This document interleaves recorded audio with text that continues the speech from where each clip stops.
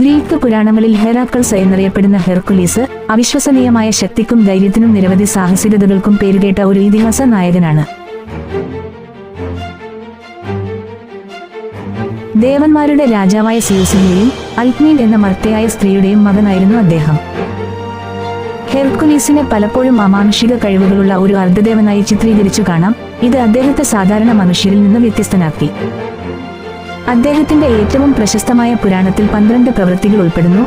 അതായത് സിയൂസിന്റെ ഭാര്യയായ ഹെറ വരുത്തിയ ഭ്രാന്തിൽ ഭാര്യയെയും കുട്ടികളെയും കൊന്നതിന് പ്രായശ്ചിത്തമായി അദ്ദേഹം പൂർത്തിയാക്കേണ്ടി വന്ന അസാധ്യമായ ജോലികളുടെ ഒരു പരമ്പരയായിരുന്നു അവയൊക്കെ. നെമിയൻ സിംഹത്തെ കൊല്ലുക,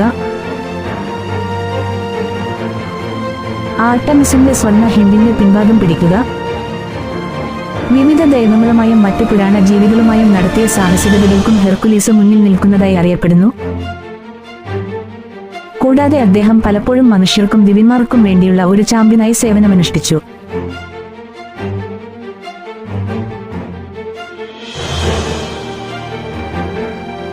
ഹെസ്പെറൈഡുകളുടെ ആപ്പിൾ നേടുക എന്നിവ ഇതിൽ ഉൾപ്പെടുന്നു.